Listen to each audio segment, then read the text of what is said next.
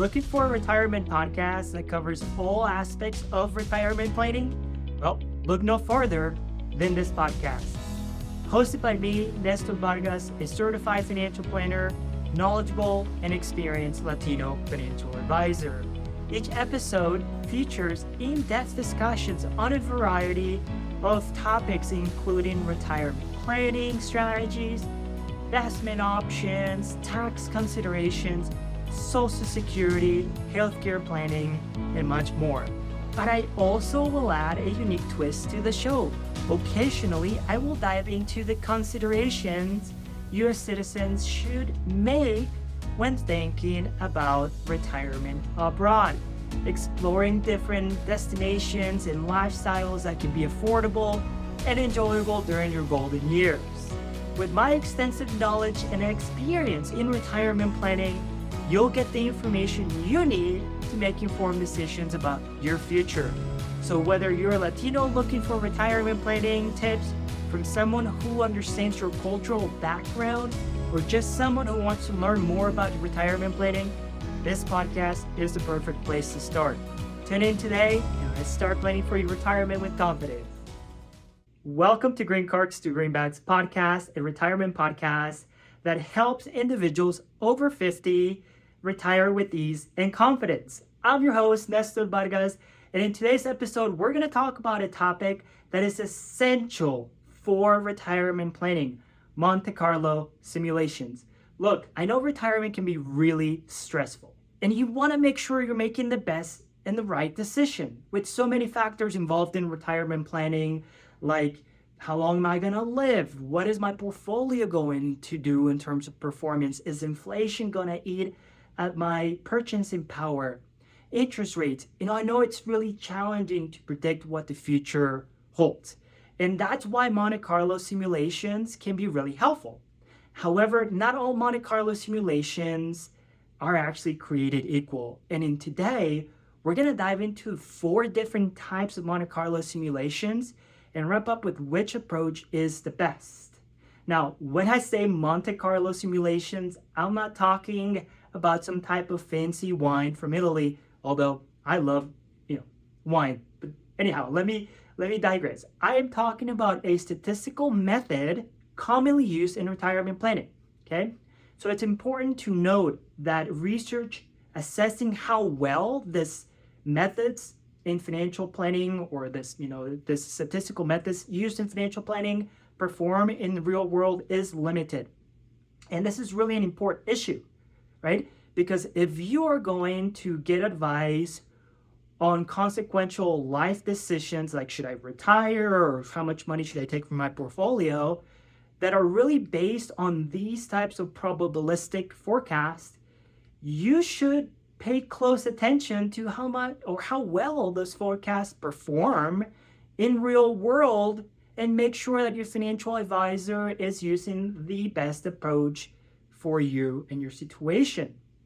Now, the team at Kitces.com recently conducted a study that addressed this issue and found that the most commonly used approach to forecast retirement planning and how much income you should take from your portfolio, which is called the traditional Monte Carlo simulation, is prone to troubling errors and may not perform as well as other available alternatives. However, they also see that no method comes anywhere close to perfection, which necessitates the ongoing process of monitoring your plan, updating your plan, and adjusting your plan. It's called financial planning for a reason, not financial plan. Now, before we dive into some of the more technical aspects of this article and how to really figure out which approach is the best for you, let's quickly go over what a Monte Carlo simulation is. Okay? So a Monte Carlo simulation is a technique used to estimate the probability of different outcomes in a situation where there are many uncertain factors. So think about retirement planning, like inflation, what's going to happen to my returns, when am I going to get returns, am I going to get good returns at the beginning of my retirement, or are they going to be at the end, vice versa. So it really works by generating a large number of random samples and then using those to approximate the likelihood of something happening. Are you going to run out of money, or do you have enough money to retire? For example, let's say you wanted to know the probability of winning a game of dice. I don't know. You could create a Monte Carlo simulation by rolling dice many times and recording the outcomes. And when I talk about many times, like thousands of times, okay? And you repeat this thousands of times. And if you do that enough, you'll have a large enough data samples that you can estimate the probability of rolling a certain number or a combination of numbers, okay? So if predictions are not perfect, what makes for a good probabilistic prediction? Like how do we know that our model is good? So let me use a real life example. I think something that we can all really understand, which is the weather, right? So a perfect model for forecasting weather or rain would predict 100% of chance of rain on days when it actually rains and 0% chance of rain on days when it doesn't.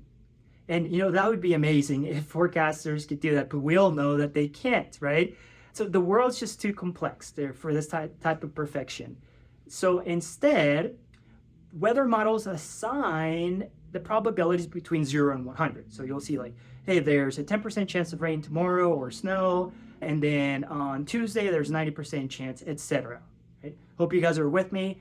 So now those models that make probabilistic forecasts can't be perfect, like I said, but they can be better or worse than other alternatives. So if it tends to rain on days when the model predicts a 90% chance of rain, and it tends not to rain when the model predicts a probability of 10%, that's a pretty good model. It's really better than a model that predicts the chance of rain at 40 and 60% respectively in the same situation, and really much better than a model that predicts high chance of rain on dry days and vice versa, right? I want to kind of, get this to retirement planning by looking at a lot of actual probabilistic forecasts and then the corresponding real world outcomes. So really what happened. So by us going back and saying, okay, here's what we projected and here's what really happened, we can measure the error of the model's prediction. By comparing errors across different models, we can see which model helps us decide, say, to bring an umbrella to work or not. Okay. Now that error measure is called the Breyer score, and the Breyer score obviously is really helpful, but there's also another way to figure out if a model is any good and where it actually has its flaws. Suppose we have 100% instances where a model forecasts 90% chance of rain, and it rained 90% of those days. Well, we have a good model, right? And it's at least for days where it's supposed to rain. In statistical jargon, we would say that this model is well calibrated for rainy periods. While good calibration for particular types of situations, let's say rainy days, is really good, a model that is well calibrated across a range of situations is even better. So when it comes to retirement planning, we want to make sure that we have a model that is accurate when there's high inflationary periods, low inflationary periods, good returns, bad returns, etc. So for example, we want it to rain about 10% of the time when we predict a 10% chance of rain, and about 60% of the time when we predict a 60% probability of rain, and so on. Now, if, however, our model systematically over-predicted rain, we would say that it has a wet bias. That's what statisticians would say. Okay? So notably, by the way, weather forecasters on your local news often intentionally build a wet bias to their forecast.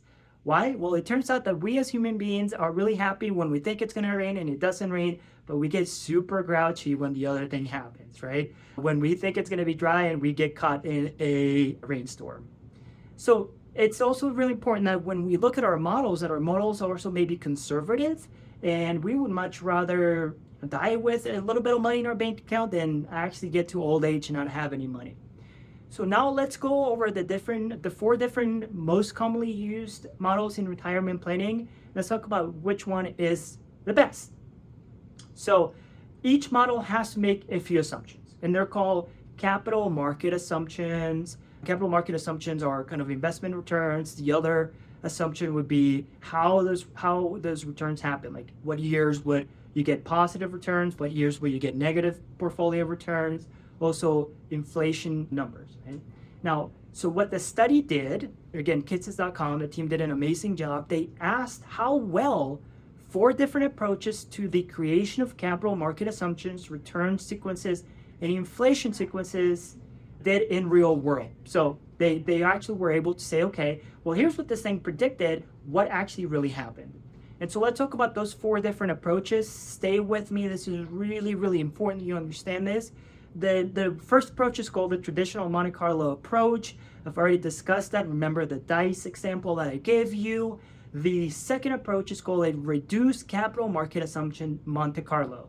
And that is where the model is using performance that is less than what it actually thinks is going to happen, just to be more conservative. Okay? And then the third one is called a historical analysis. So instead of the model predicting the future, it's actually looking at past data and putting that into play and kind of cloning that forward for your situation.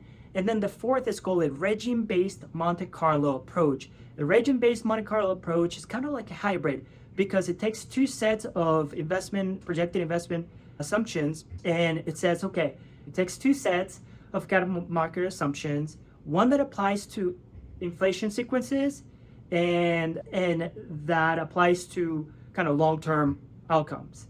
And what it does is it gives more meaning to past performance or past years where the economic environment was more similar to where we are right now. So as of the recording to this podcast, it's April 2023. We are living in a high inflationary period. Market not necessarily doing so well. And so what it does, this regime-based Monte Carlo approach goes back in time, finds a scenario that was more like where we are right now. So think about the 70s. And it uses those numbers a lot more heavily to help you understand how much income you can take safely right now. And then the other set of data is more kind of average, more longer term, because we don't really know, right, like what's going to happen 5, 10, 15, 20 years from now. And so it uses more of kind of a more even approach. That's the regime-based approach. And so, again, just to summarize, we've got the traditional Monte Carlo simulation, we have the reduced CMA, reduced capital market assumption simulation, we have the historical analysis, and then we also have the regime-based Monte Carlo approach. Guys, when it comes to like knowing exactly all these different approaches, I wouldn't necessarily get too worried about it. If I lost you, it's okay. Just know that we talked about 4 different approaches. 2 of them are just trying to make things up in the future based on, some statistical methods. The other ones are actually looking at past historical data and trying to plug that into your situation. So the measure, to measure the performance of these approaches, so the team says, all right, we want to know what did best. They produced probability of success forecast for a range of simple income plans at each point in history from 1951 to 2022. Yep. For each historical month, what they did is for each of those models, the probability of success of 200 different income plans. So they also said, okay, let's not just run one particular income plan. We're going to run 200 different income plans, so 200 different situations, call it clones. And they chose plans that, were really good plans that didn't take a lot of risk. Maybe those people had a lot of money. Also, maybe other plans that took a lot of risk. Maybe they didn't have a lot of money and they were withdrawn from the portfolio at a high rate.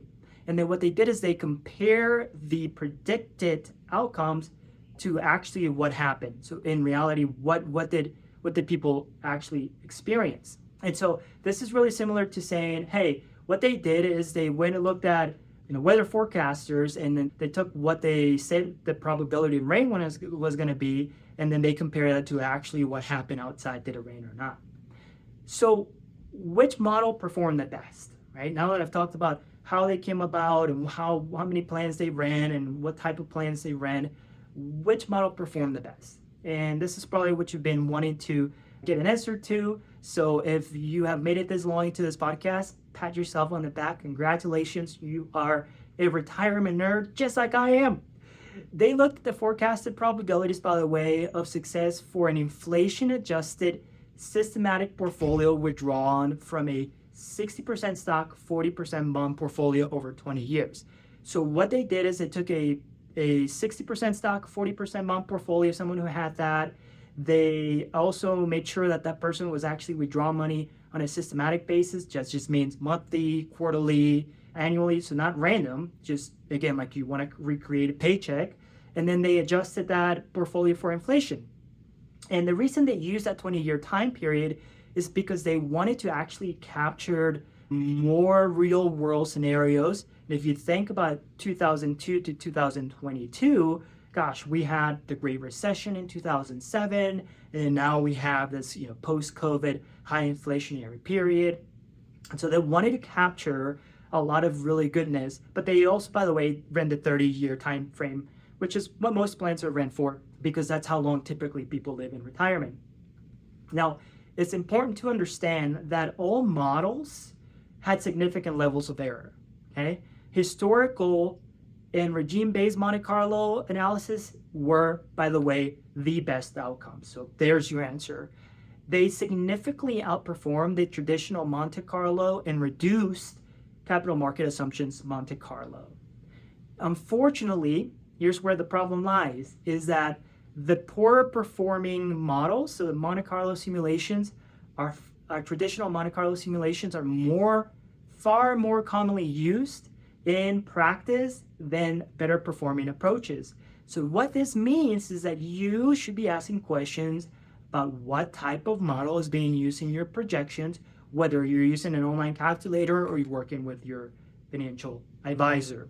Now, it's interesting. I use the historical approach with my clients, and the historical and regime-based Monte Carlo models had a Brier score about 25% lower than the traditional Monte Carlo models. Remember, the Brier score just really captures how well did the prediction actually predict what happened in true life.